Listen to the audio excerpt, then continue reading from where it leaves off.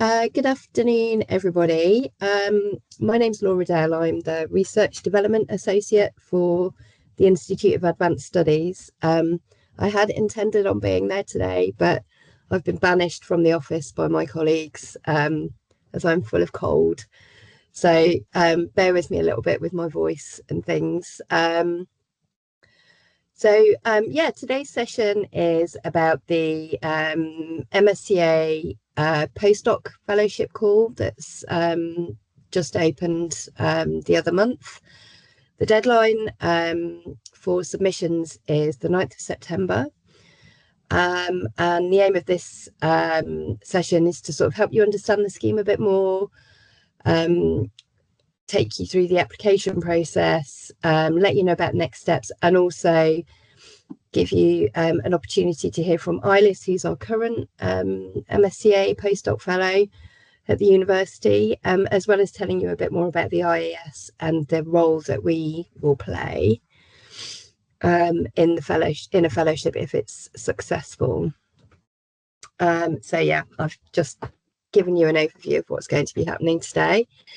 So we'll cover a number of different things. I will share the slides afterwards, so I'll make sure everyone has access to those. So to start out more broadly, the MSCA sits within the Horizon Europe Pillar 1 Excellent Science Scheme, and alongside the European Research Council. It focuses on developing researchers and their skills through mobility and advanced training rather than just funding research outputs. I think the mobility and the advanced training are things that you'll hear on repeat quite a lot through this presentation. This diagram just sort of shows the relationship of MSCA within the Horizon Europe context. The key point is that MSCA is very much people focused.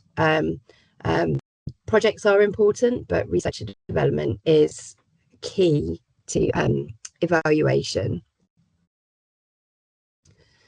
Excuse me. So the aims of the postdoctoral fellowship scheme is to enable researchers to be mobile, to improve researchers' employability and support those researchers at risk or career restart researchers.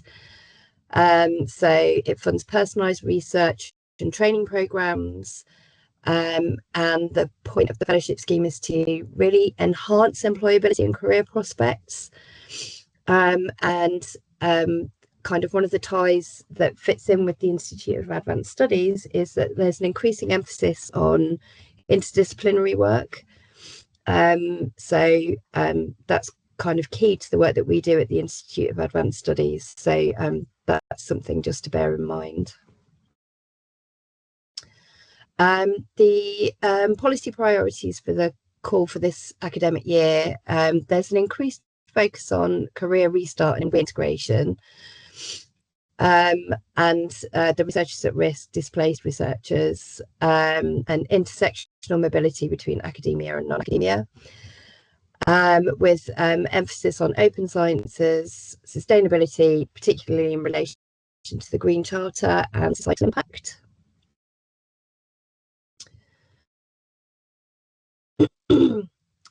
So some key features of the scheme is that it's a bottom-up scheme, open to all disciplines,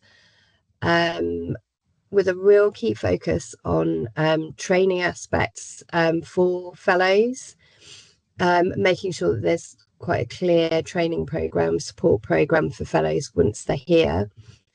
The scheme emphasises international, interdisciplinary and intersectional mobility. There's also quite strong encouragement for non-academic engagement and dissemination, including sort of public outreach work. Excuse me. So the types of fellowships that there are that the scheme supports, there are two. There's postdoctoral fellowships, which run between 12 and 24 months, and global fellowships, which can last up to 36 months and include an outgoing phase and 12-month return phase, so more of a transfer kind of scheme. At the IAS, we've only currently dealt with the postdoctoral fellowships, but obviously we welcome applications from both schemes.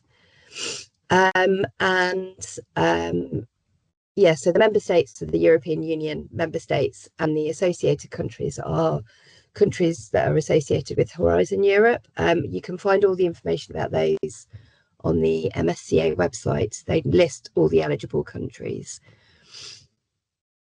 In terms of eligibility for the postdoctoral fellowships, all applicants must hold a PhD by the time of the deadline, so the September deadline. The mobility rule is crucial, so no more than 12 months in a host country within the last 36 months. And a maximum of 8 years research experience after PhD, so no applications for people beyond that 8-year point.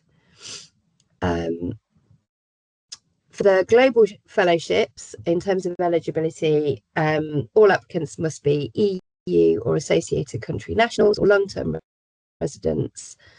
Excuse me. And the mobility rule in this case applies to the outgoing host rather than the person themselves. So researcher suitability. In terms of how researchers are assessed, researchers are assessed on potential as well as their track record.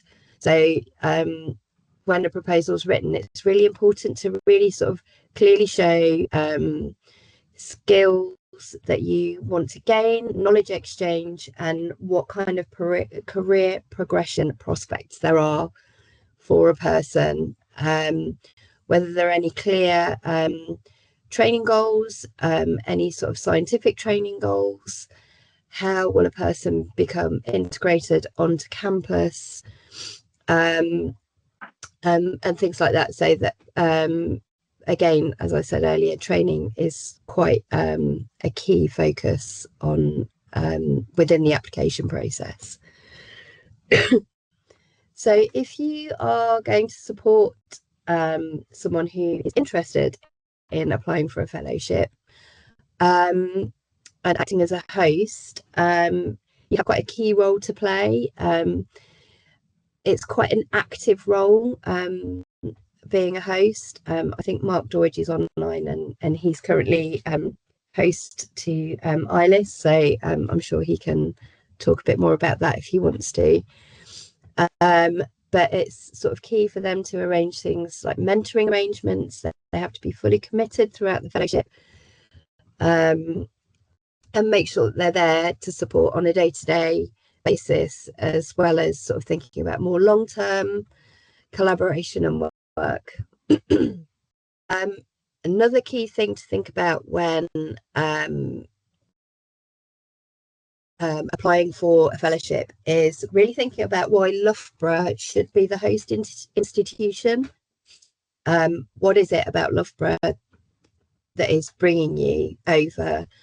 So it's about showing that Loughborough has really good research and training environment, that a person be well integrated within the team in which they were working, and that there are institutional support processes and structures in place that can be clearly demonstrated, so that MSCA can see clearly that when someone comes to Loughborough, they do become part of the Loughborough family, which I know is a bit of a common phrase that's used about Loughborough.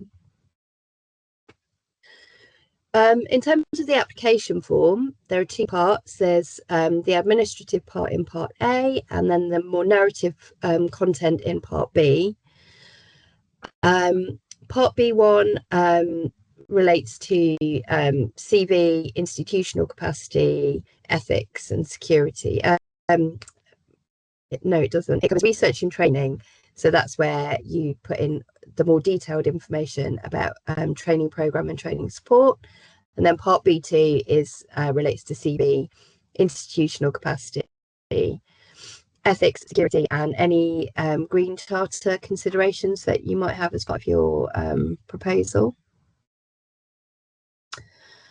And there's some key elements here to think about putting into the proposal. So key evaluation areas are excellence, impact and implementation. Strong proposals integrate open science, sustainability and clearly defined impact pathways. So I think as long as those are sort of well thought out and well structured, that will hit all the targets that MSCA kind of ask for. And obviously there's myself within the research development team who can support reading through applications, so I can give feedback on anything that you want to sort of draft in the first instance. So training has to be embedded within the project and should include technical and transferable skills with clear links to career objectives. So this diagram just kind of shows a bit of an outline guides to how that might look, and how you might want to include that within a proposal, and just some different things to think about, you know, how realistic it is, and how well suited it is to the individual. Secondments and placements within the fellowship are optional, but could be considered to be quite valuable. It can be seen as something that might strengthen a proposal if it's clearly aligned with like good training and impact goals, especially for intersectoral experiences. So that's something to think about when making an application, if that is something that you do want to consider doing. In terms of secondments, they're typically up to a third of a fellowship duration. But again, always check the latest work programs because things can be amended, but that's it's all really clear on the MSCA website. And any secondments must be planned, they must be justified, and they must be supervised. So this is where the host would come in, and they would need to make sure that that throughout the secondment experience that the fellow was that the work that they were doing fit within the outlines of their proposal, and that they were well supported through that. For non-academic placements, so these can last for up to 6 months, and they can take place after the fellowship. They don't have to take place during the fellowship. For these, there's no sort of formal letter of commitment required for them to take place. But again, strong justification and integration are really, really important when outlining why you want to take part in a non-academic placement. So just to note to say that they're not to be, the placements and secondments aren't to be confused with short research visits. These are more flexible and informal visits used for specific tasks like data collection and collaboration. And these should really only represent a small part of your project, rather than the larger scale secondments and things. And because they're so informal, there's less kind of planning that needs to be done around them in terms of timescales. So the funding I am not going to be an expert on, only because I don't work for part of the research support team, but we have an excellent research support team who can talk you through all the financial aspects of things. But just to give a wide overview of what funding covers, so it's based on unit costs, including living expenses, travel, family allowance expenses. And then there's some additional funding that supports research and institutional costs. So these costs are fixed, but can be adjusted through country coefficients. So yeah, the research support team are really good at talking people through funding and making sure that everything is fits in the right places. They're an excellent team. So this is just an example of a funding calculation that was taken from a presentation that we gave last year. So it just gives you an idea of how funding is calculated. The figures are based on gross values, and actual take-home pay depends on things like national deductions and institutional practice. So it's just an overall example of what funding might look like.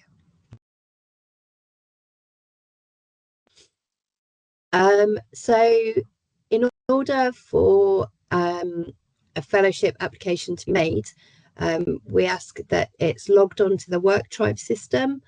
That has to be done by somebody who's based at Loughborough, so it would probably most likely be the host that adds the details of the application to the WorkTribe system.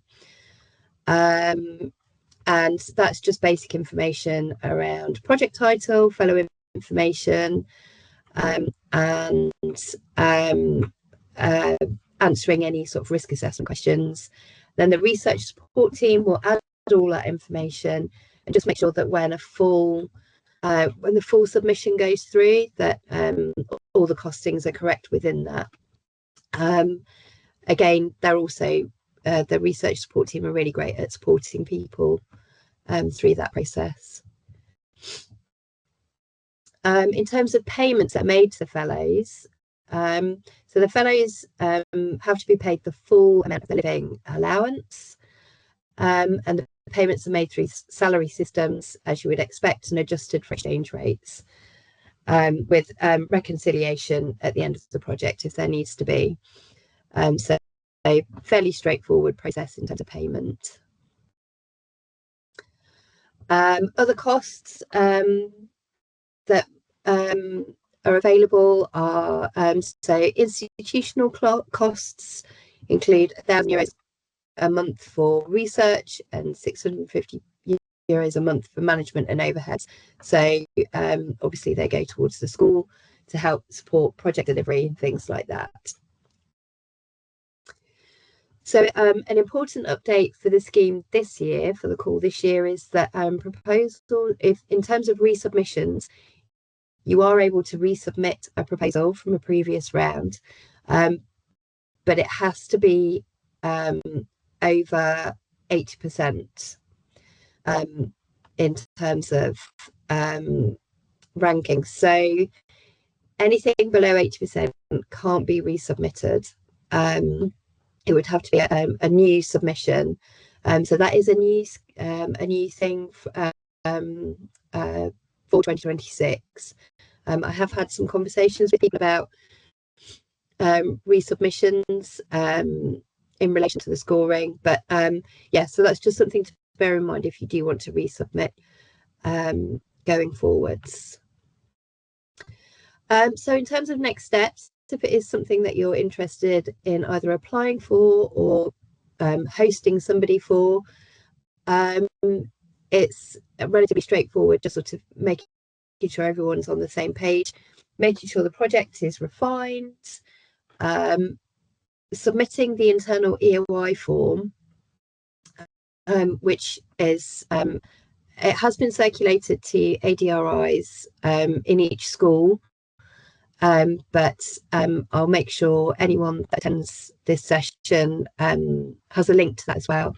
It's just because it's such a competitive scheme and we have a lot of people tend to apply for it, so it just gives us an idea of knowing what numbers to expect, and also letting the research support team know how many proposals they might need to do costings for.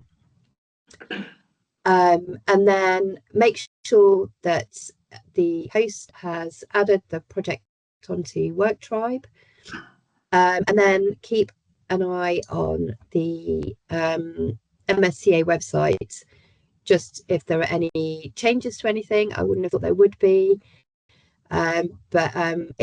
It's a great website. That it has got a lot of information, and they're very responsive as an organisation. If you have questions, they do come back to you really quickly with really comprehensive information. My only other thing would be to start the process early, because it is competitive and it can be complex. So it's just about making sure you give yourself enough time to really think through things. So that's kind of a real whistle stop overview tour of this. I am going to stop sharing my screen. No, don't end the event. That would be a bad thing. I will stop sharing my screen, and when I've stopped sharing my screen, I will hand over to Eilish, and she can give you the real actual information that you need, as she's going through it currently, and can tell you all the practical stuff. Kieran, why am I not able to stop sharing? Is it not on the upper right? Pardon? Is it not on the upper right of your toolbar? No, just says share. I override you. Maybe I can override you. Yeah, just bin me off. Get me out of the meeting. Sorted? Perfect. I'll disappear, and then I'll come back when Eilish is finished. Okay. So hi, I'm Eilish Ronclu. So I'm currently a Marie Curie Postdoctoral Fellow here at Loughborough, with School of Sports, Exercise and Health Sciences. And so yeah, I applied in 2024 and got here in 2025. So I think most of the process has remained the same, with like the few updates that Laura mentioned. So yeah, I'll just tell you a bit about my experience and things that I think are important to keep in mind and are maybe also different from other fellowships with the Marie Curie. But yeah, a lot of what Laura has already explained, or I'm going to say a lot of what Laura already explained. I think, yeah, starting with what Laura ended with is take plenty of time. The deadline in September, I remember I approached my host, Mark, who's in the call as well, to apply here at Loughborough in March. And to like think about the ID, to think about like where I wanted to go also with my career, which I will come back to later. But then, yeah, the actual writing process, I did spend a good 3.5 months on it. And the reason for that is that it's just important to rewrite it a lot as well. It's 10 pages, but you need to, for the part B1, which is the actual research proposal, but also has elements of your CV, your host CV, the university in it. So a lot of information needs to go in those 10 pages, which I think was the most difficult part for me, is to get all the essential information in there so every sentence counts. So I did spend a lot of time rewriting it and talking it through with my host, Mark, but also with people from the research office here in Loughborough who were very helpful. So yeah, and I think what's crucial and what I did a lot in meeting with Mark when we were applying for the Marie Curie is to think about your career beyond just Marie Curie, beyond the postdoc, because they do ask a lot of what you intend to do, whether that's in academia or not in academia. But yeah, so a big part of the Marie Curie is about your development.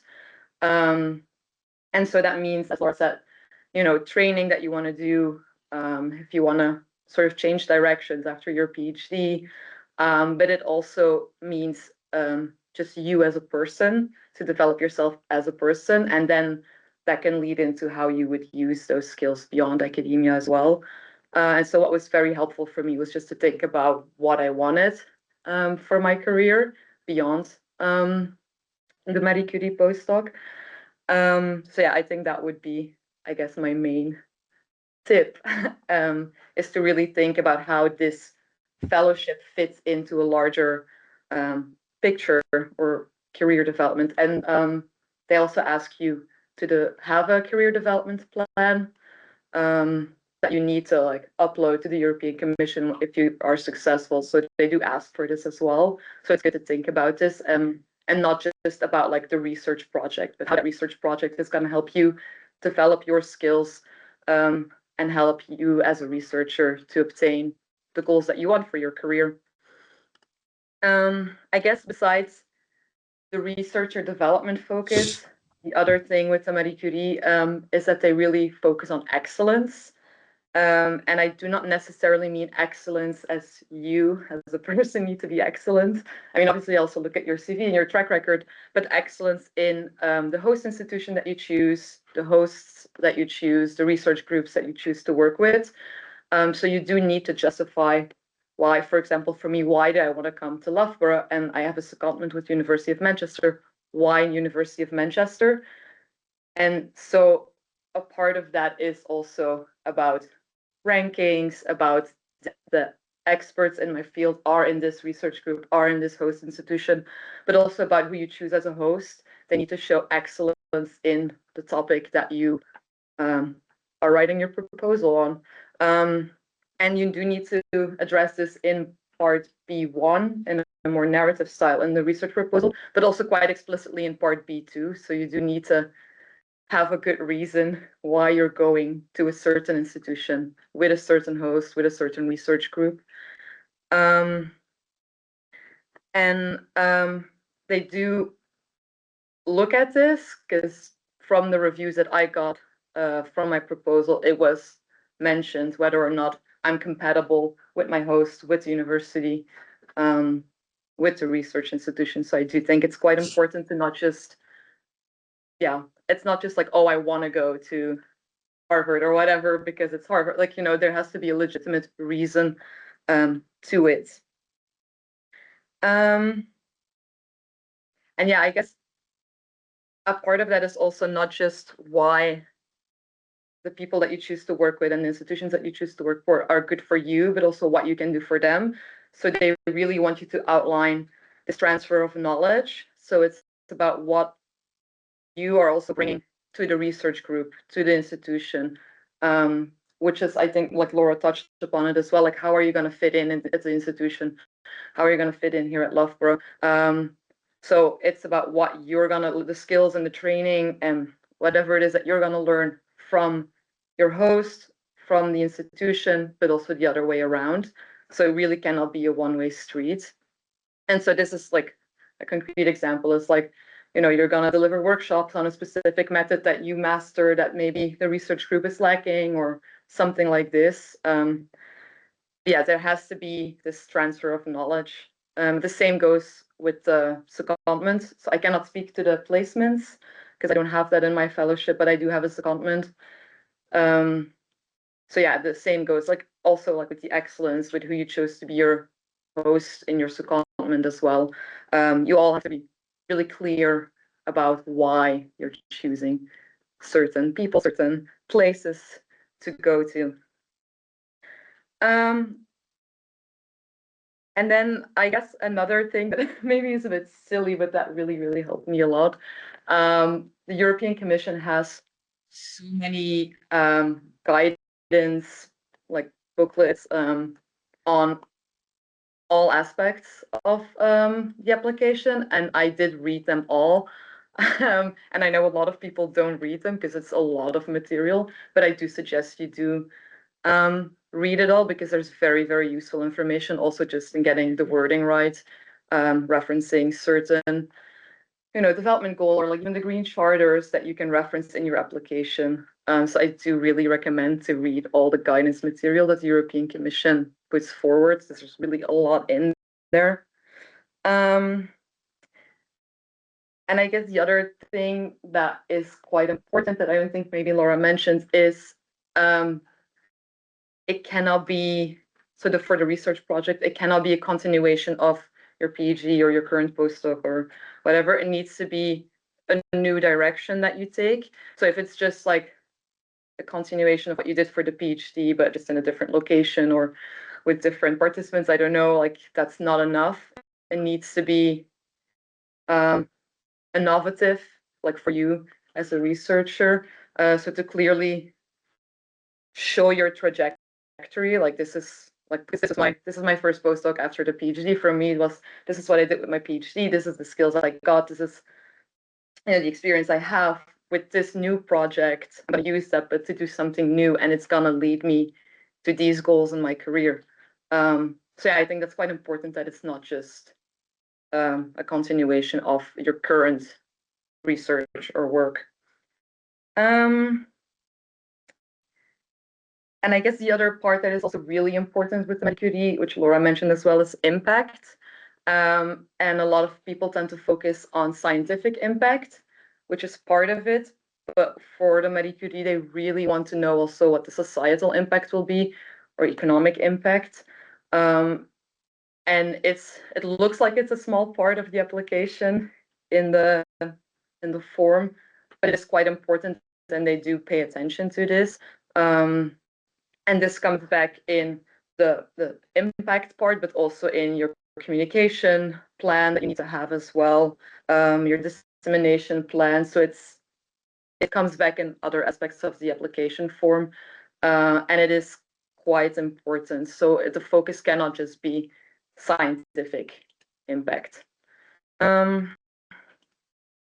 I guess those were, the main things for me that are different from other fellowships, and that I know that with Marie Curie they really pay attention to.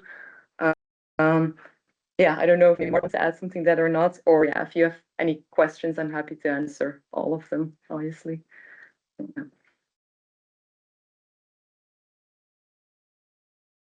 What is success rate?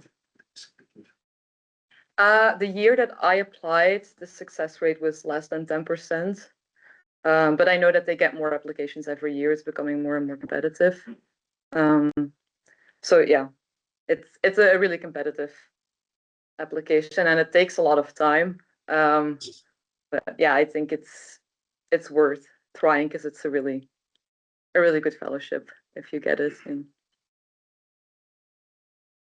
Was it after your PhD, or you already were doing some postdoctorate? No, I got it straight after my PhD. So I know it says you can apply until 8 years after your PhD. And that scares a lot of people to do it right after the PhD because you think you're in competition with people with better CVs, which I guess you are. But because the focus for the Marie Curie is really also about researcher development, even if you come straight out of the PhD, if you have a strong case for how you're going to use this postdoc to develop your career and yourself and your skill sets as a researcher, it doesn't really matter. I know other people who got it straight out of the PhD as well. So it's not because you're in competition with people who are 8 years post PhD that you have less of a chance. They don't factor that in really. Yeah. Oh, sorry, I should let, because I'm here as a potential mentor, and I feel like those who are applying should go first. So you are. So I have a question related to impact. So you are saying that now we are looking for the societal or social impact.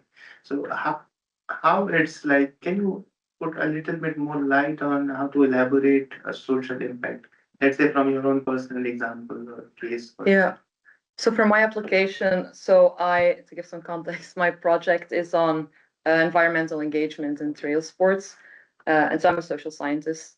And so for the societal impact, what I did, which I recommend you do as well, is also reference SDGs or European charters or laws that are related to your project and how they contribute to that. But then also, for example, I work with an organization.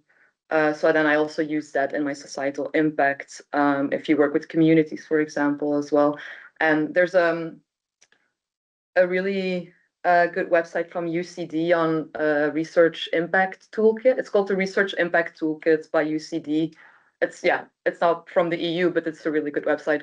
And they really clearly outline, what's the input, what's the output, what's dissemination, what's communication, what's the exploitation, what's impact, and the different kinds. And I use that to write my proposal as well to make it very clear, because you also need to have your outputs as well, but then the impact is different from that.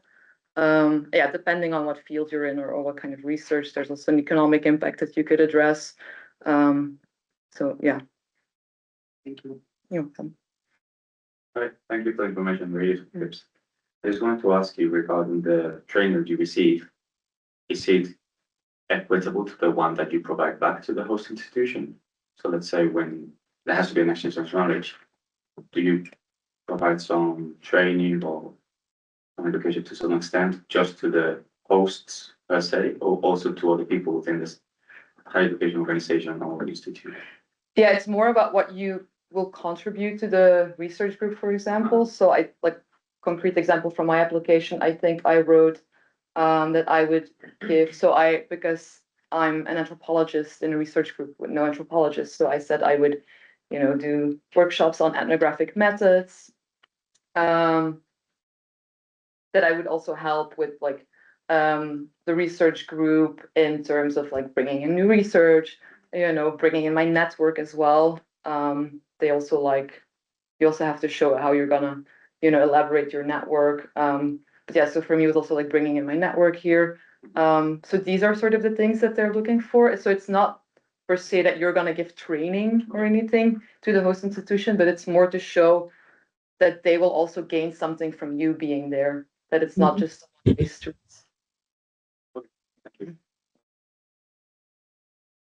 Yeah, thanks. This has been really helpful. So I don't know if this is a question so much as kind of throwing out the situation and seeing what you think of it. So I was approached as a mentor by someone who already has one of these, who is basically wanting to then apply for another at Loughborough, which I didn't know about the scheme. Apparently this is in the rules, but especially given what you're saying about career development, I'm thinking how They already have a Marie Curie. Yes, Yeah. at a different institution. But I think what's happening really is that that's coming to an end. They don't know what's going to happen to them now, so they're almost trying to like almost hop onto a second. I guess technically you could, because if you're still on the time frame, I don't think there's a specific. I don't remember reading about a specific rule that you couldn't. I just don't know what the success rate would be. This is what now I understand more about the scheme. I'm thinking, because the goal is career development. So unless you said I either like have totally shifted my priorities and want to almost like, begin again, or I absolutely didn't get the career development I wanted. So like I'm gonna, which is also weird because you do need to upload things throughout your postdoc to the EU to show that you're doing the things you said that you're doing, that you are, developing yourself. Yeah. So I guess technically you could apply again. I just personally, I wouldn't knowing how much effort it took me to put together this application, I wouldn't do that because I highly doubt. Yeah. I mean, this is my personal opinion. I was just going to jump in and say that because of the competitiveness of the scheme as well, I think they're less likely to be successful because there are so many people going for a first time fellowship that anyone going for something for a second round is unlikely to be successful. Yeah, and that's fair, right? I think what I was getting with them, I think now I know more, I can kind of discuss it, find out more. But I think, as you say, obviously it is up to them, and there's in a way it's no skin off my nose to support them as a potential mentor if we have interesting conversation. Yeah. But I think that working the narrative could be quite strange. Yeah, I do find that very strange, and I agree with Laura. I think they're not very likely to get it again. They would be better off, I guess, putting that energy into another fellowship application. I thought it was strange, but I didn't know about the scheme, so I was like, I'll find out. Yeah, it is strange. Yeah. So I've read that you get maybe the word is not assessed, but checked in every so many months for your progress. Mm-hmm.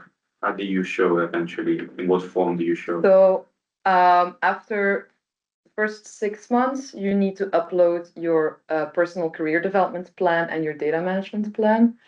And then I don't know after how many months, somewhere in the beginning of the second year, I think, you upload your communication plan, your dissemination plan, and if you have an exploitation plan, which is where you just show, like, these are the things I said I was gonna do, and that's in terms of like publications, if you're gonna give workshops, if you're attending conferences, if you're getting training, following courses, stuff like that, for the career development plan then.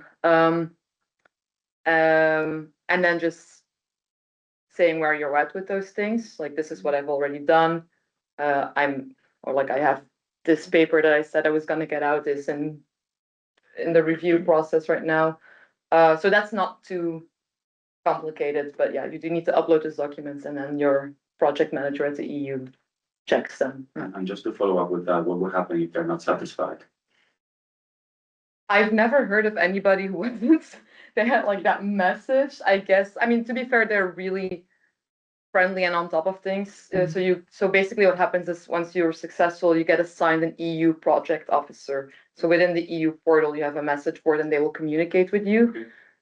They're very, like, they communicate very clearly. If they're not satisfied, they will talk to you first, I think, before anything happens. Yeah. The only thing I do know that has happened to people I know on other European projects as well, that they sometimes get audited. But that's more on budgetary things. But yeah, I've never really heard of anybody that got the message like, oh, you're not, I mean, these people also know how academia work. When you say like you're gonna have your paper out and like they know the process is slow, it's just about showing that you're actually engaged and you're doing something. And if there's something wrong with it, they will talk to you first before taking any actions. I mean, I have no complaints when it comes to the EU project officers. So. Are there any more questions at all? I mean, feel free just to email myself afterwards if you have got anything, or if there's anything that you think of. One thing that I was just going to very quickly talk about is the Institute of Advanced Studies role within the whole MSCA Fellowship role. So at the Institute of Advanced Studies, if you don't already know, we host international visiting fellows. We have a couple of our own fellowship schemes that we run internally, but then we also support any externally funded international academics that come to Loughborough. So that would include MSCA postdocs, Fulbright fellows, Newton International, British Academy International, Wolfson visiting professor. So a range of different schemes, lots of different disciplines. So if you do become an MSCA fellow, you would also become a fellow of the Institute of Advanced Studies, which means that you get to access our space. You'll be included as part of our fellowship cohort, so you'll be invited to various talks and events, and we'll also invite you to run a seminar or a session on your own research at International House that can be attended by an invited group of colleagues or open more widely. And it's an excellent opportunity to network with the fellows that we have visiting here at the moment. And throughout the duration of fellowships, we're normally quite busy. So it's just another way of adding value to an application, because you do become part of the IAS, and there are lots of opportunities for you to engage with us and more widely across campus that way as well. So that's why the IAS is kind of involved in the whole international fellowship process.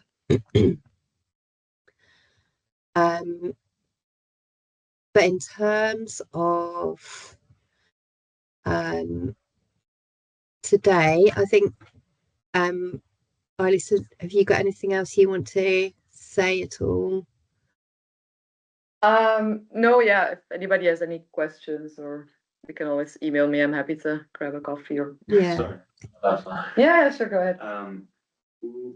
Is it the EU project officer or is it the host institution who helps you manage the budgeting across? No, the it's your institution. It's your institution, yeah. Yeah. Okay. So the EU project officer is mostly involved in setting up the grant agreement once you're successful, dealing with all the administrative parts, EU related. And they're also there in case something goes wrong with your host institution. Like there's a dispute over something, like the EU project officer is normally always gonna have your back as a fellow. And yeah, but yeah, the budget and everything goes through the host institution. And is it your task to send that research training and overhead fees to the host institution? No, so the finance team is in contact with the EU. So basically it's an EU portal. So I'm on there, the EU project officers, and my host is on there. The finance team from Loughborough is on that portal. Like everybody from Loughborough that needs to be involved is on that portal. So all the communication goes through the portal, which also makes it very transparent because, you know, then everybody can see what's going on. Yeah. Yeah, that's okay. Yeah, no worries. But yeah, if you have any more questions at any later point, you can always email me if you want to grab a coffee or go through some things. I'm more than happy to help. Okay, well, I think we can end it there if there's nothing else. I'll keep an eye on comments and things that are coming through in the chat, and I can respond to those after this. Like I say, I will circulate the slides for people, and you're welcome to share those with colleagues more widely if you would like to. And yeah, any questions, please get in touch at any point, and we'll answer them as best we can. But also access the website because it does have it is really good, and it does give you all the information that you need on there.